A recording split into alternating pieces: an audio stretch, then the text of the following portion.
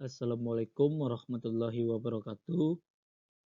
Pada pertemuan kali ini masih mengenai materi aset, di mana materi pertemuan ini masih berkelanjutan pada pertemuan sebelumnya.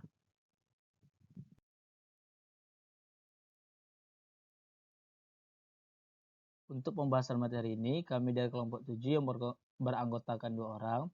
Saya pribadi Muhammad Ridho dengan NIM 19053013 dan Primayora Okseva dengan NIM 19053054. Terdapat 3 indikator pembahasan, yang mana indikator pertama penilaian aset, indikator kedua pengakuan aset, serta yang ketiga indikator penyajian aset. Materi pertama mengenai penilaian aset. Seperti yang diketahui, penilaian aset adalah penentuan jumlah rupiah yang harus diletakkan pada suatu pos aset pada saat akan dilaporkan atau disajikan dalam statement keuangan pada tanggal tertentu. Penilaian tersebut tergantung masa ekonominya, yakni masa ekonomi di masa lalu, masa sekarang, dan masa yang akan datang. Kemudian, tujuan dari penilaian aset tersebut di mana untuk mempresentasi atribut pos-pos aset yang berpaut dengan tujuan pelaporan keuangan dengan menggunakan basis penilaian yang sesuai atau akrual. Konsep dan basis penilaian terhadap aset. Yang A, nilai masukan, di mana nilai yang diperoleh atas dasar pertukaran pemerolehan. Nah, jika kita ambil kesimpulan, di mana nilai masukan itu didasarkan atas jumlah rupiah yang harus dikeluarkan atau dikorbankan untuk memperoleh aset atau objek jasa tertentu yang masuk dalam unit usaha. Kemudian, nilai masukan ini menunjukkan secara konservatif nilai maksimum objek jasa atau pos aset bersangkutan. Kemudian, nilai masukan ini terbagi menjadi 3. Yang pertama adalah cost historis, di mana cost historis tersebut adalah pengukuran potensi jasa yang paling objektif untuk pos aset yang baru diperoleh. Cost historis sebagai nilai masukan merupakan menunjukkan harga pertukaran pada saat terjadinya perolehan aset tersebut.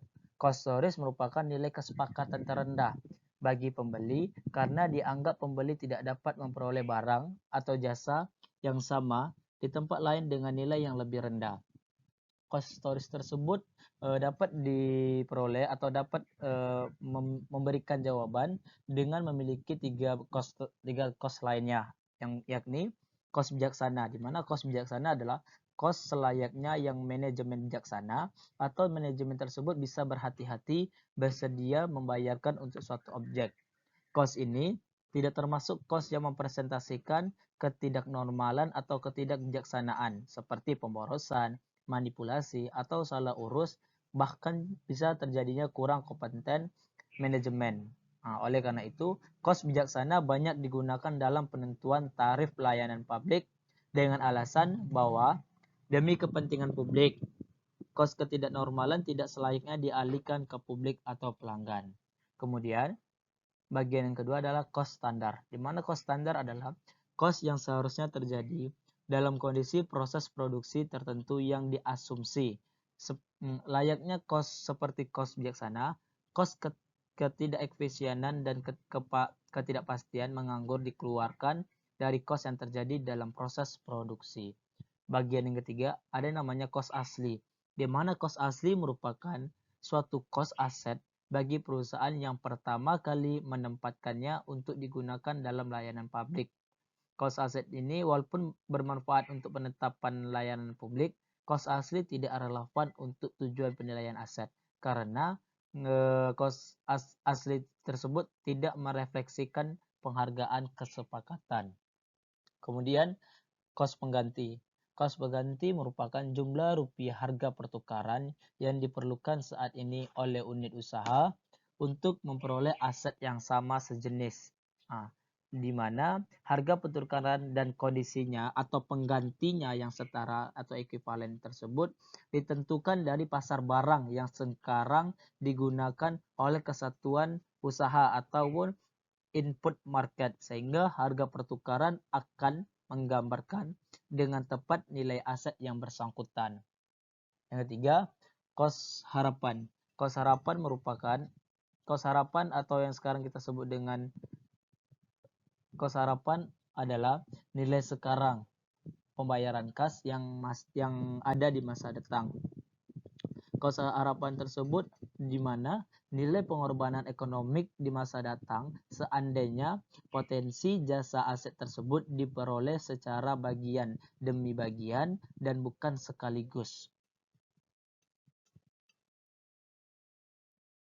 Konsep dan basis penilaian aset bagian B.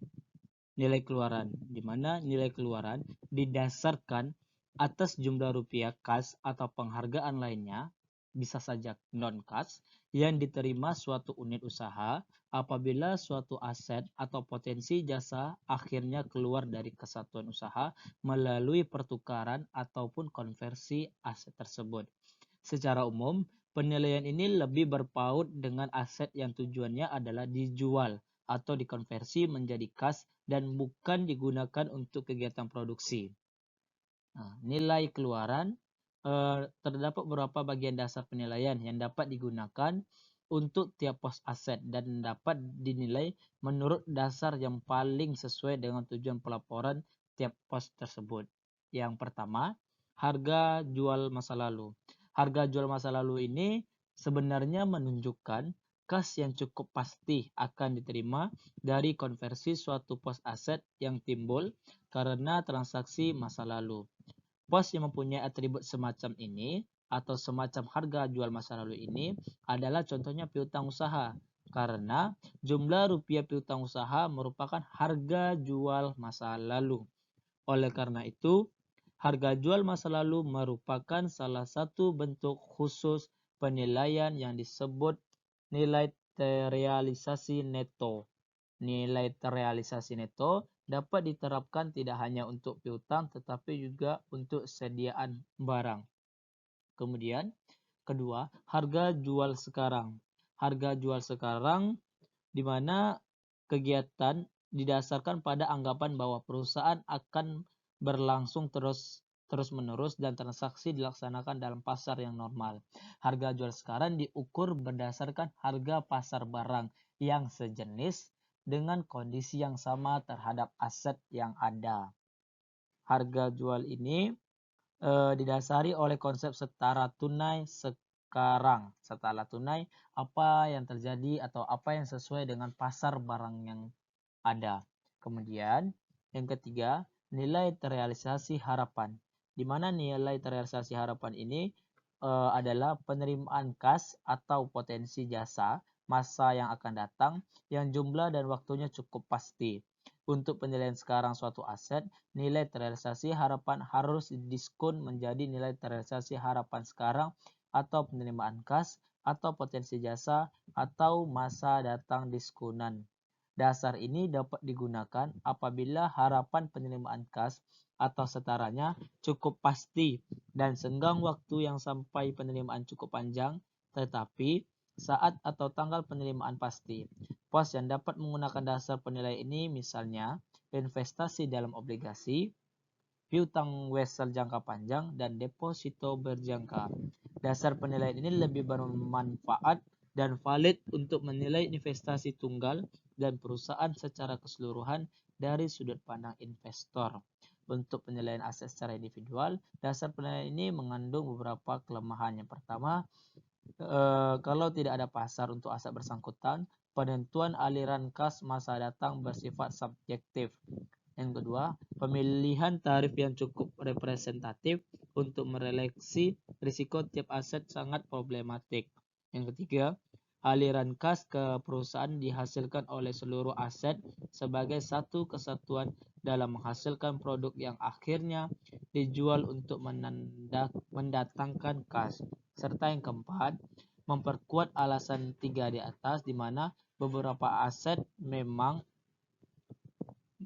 tidak terpisahkan sehingga nilai sekarang seluruh aset tidak akan sama dengan penjumlahan semua kas masa datang di tiap-tiap pos aset. Masih mengenai konsep dan basis penilaian, yang mana konsep dan basis penilaian tersebut didasarkan pada cost atau pasar yang lebih rendah atau yang kita sebut dengan kapiler. Kapiler tersebut merupakan kombinasi nilai masukan dan nilai keluaran karena pengertian pasar dalam hal ini dapat berarti pasar barang masukan atau pasar barang keluaran.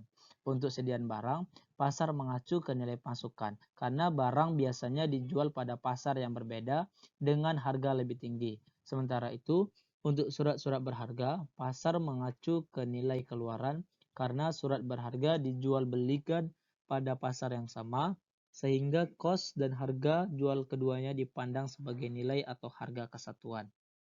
Namun, pada konsep cost atau pasar yang lebih rendah atau kapiler ini memiliki kelemahan penilaian secara teoritis, yakni 1. Konservatisme, cenderung merendahkan aset total.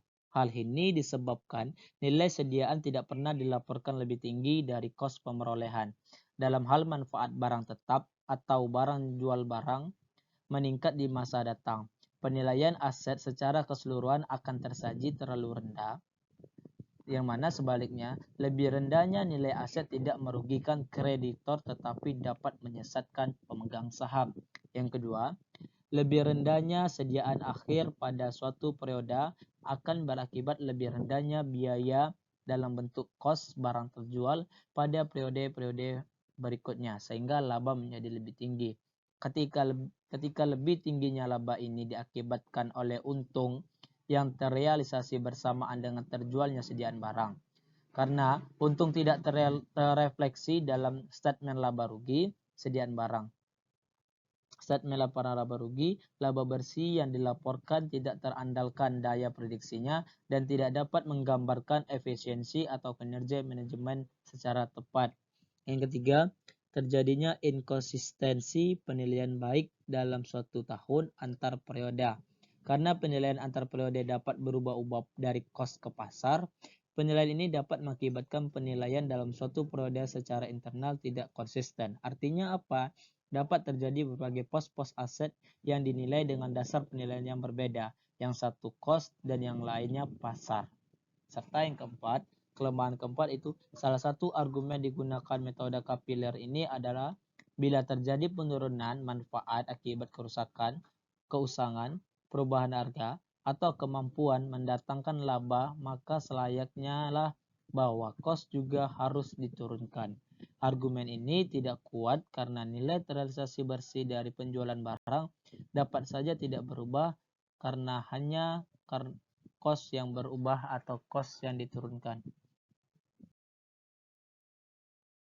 Terakhir, penilaian yang menurut dari FASB, di mana penilaian menurut FASB ini terdapat 5 penilaian, cara penilaian. Yang pertama adalah historical cost. Historical cost tersebut dilaporkan atas dasar cost historisnya.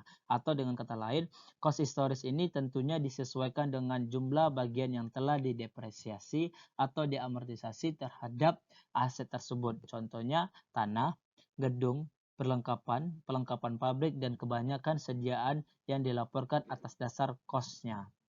Kedua, current cost, di mana current cost itu disajikan sebesar nilai sekarang, yaitu jumlah rupiah kas atau setaranya yang harus dikorbankan kalau aset tertentu yang sejenisnya diperoleh saat itu juga. Yang ketiga, current market value atau current market value cost, di mana current market value itu adalah beberapa jenis investasi dalam surat berharga disajikan atas dasar nilai pasar sekarang. Ketika jumlah rupiah kas atau setaranya yang dapat diperoleh kesatuan usaha dengan menjual aset tersebut dalam kondisi perusahaan yang normal tidak akan dilikuidasi. Nilai pasar sekarang biasanya juga digunakan untuk aset yang kemungkinan akan laku dijual di bawah nilai bukunya. Yang keempat, net realizable value. Beberapa jenis piutang jangka pendek dan sediaan barang disajikan sebesar nilai terrealisasi bersih, yang mana jumlah rupiah kas atau setaranya yang akan diterima tanpa didiskonto dari aset tersebut dikurangi dengan pengorbanan atau kos yang diperlukan untuk mengkonversi aset tersebut menjadi kas atau setaranya. Serta penilaian kelima yakni present value of future cash flow. Piutang dan investasi jangka panjang disajikan sebesar nilai sekarang. Penerimaan kas di masa mendatang sampai piutang terlunasi dikurangi dengan tambahan kas yang mungkin diperlukan untuk mendapatkan penerimaan kas tersebut. Mungkin sekian materi pertama mengenai materi penilaian aset. Kemudian untuk materi kedua, pengakuan, dan materi ketiga penyajian akan dilanjutkan oleh Saudara Prima Yorakseva. Dipersilakan.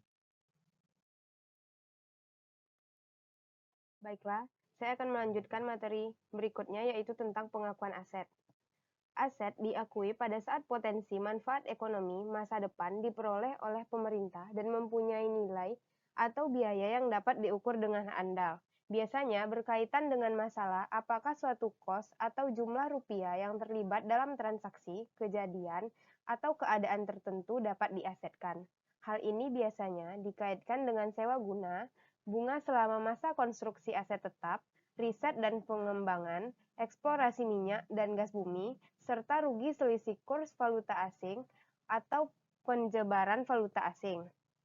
Suatu jumlah rupiah atau kos diakui sebagai aset apabila jumlah rupiah tersebut timbul akibat transaksi, kejadian, atau keadaan yang mempengaruhi aset. Pada umumnya, pengakuan aset dilakukan bersamaan dengan adanya transaksi, kejadian, atau keadaan tersebut. Di samping memenuhi definisi aset, kriteria keterukuran, keberpautan, dan keterandalan harus dipenuhi pula. Dengan mengutip Sterling Belhoy, menunjukkan kondisi perlu atau necessary dan kondisi cukup yang merupakan penguji atau tes yang cukup rinci untuk mengakui aset, yaitu pertama, deteksi adanya aset atau detection of existence test. Atau untuk mengakui aset harus ada transaksi yang menandai timbulnya aset. Yang kedua yaitu sumber ekonomik dan kewajiban atau economic resources and obligation test. Untuk mengakui aset, suatu objek harus merupakan sumber ekonomik yang langka, dibutuhkan dan berharga. Yang ketiga yaitu berkaitan dengan entitas atau entity association test. Untuk mengakui aset, kesatuan usaha harus mengendalikan atau menguasai objek aset. Yang keempat yaitu mengandung nilai atau non-zero magnitude test, yaitu untuk mengakui aset, suatu objek harus mempunyai manfaat yang terukur secara moneter. Yang kelima, berkaitan dengan waktu pelaporan atau temporal association test, yaitu untuk mengakui aset, semua penguji di atas harus dipenuhi pada tanggal pelaporan atau tanggal neraca. Yang keenam yaitu verifikasi atau verification test, yaitu untuk mengakui aset harus ada bukti pendukung untuk meyakinkan bahwa kelima penguji di atas dipenuhi. Berikutnya yaitu penyajian aset. Prinsip akuntansi berterima umum atau SAK mendefinisikan aset sebagai manfaat ekonomik masa datang yang dikuasai kesatuan usaha dan benar-benar timbul dari transaksi sah, dan tiap pos akan mendefinisikan aset lebih lanjut. Prinsip akuntansi berterima umum, terutama standar akuntansi, menetapkan penyajian dan pengungkapan tiap-tiap pos aset. Walaupun aset didefinisi secara umum sebagai manfaat ekonomik masa datang yang dikuasai kesatuan usaha dan benar-benar timbul dari transaksi yang sah, tiap pos aset didefinisi lebih lanjut atau spesifik sesuai dengan sifat pos tersebut. Pengungkapan dan penyajian pos-pos aset harus dipelajari dari standar yang mengatur tiap pos. Secara umum, prinsip akuntansi berterima umum memberi pedoman penyajian dan pengungkapan aset sebagai berikut. Pertama, aset disajikan di sisi debit atau kiri dalam neraca berformat akun atau di bagian atas dalam neraca berformat laporan. Yang kedua yaitu aset diklasifikasi menjadi aset lancar dan aset tetap. Yang ketiga, aset diurutkan penyajiannya atas dasar likuiditas atau kelancarannya. Yang paling lancar dicantumkan pada urutan pertama. Yang keempat yaitu kebijakan akuntansi yang berkaitan dengan pos-pos tertentu harus diungkapkan. Misalnya, metode depresiasi aset tetap dan dasar penilaian sediaan barang.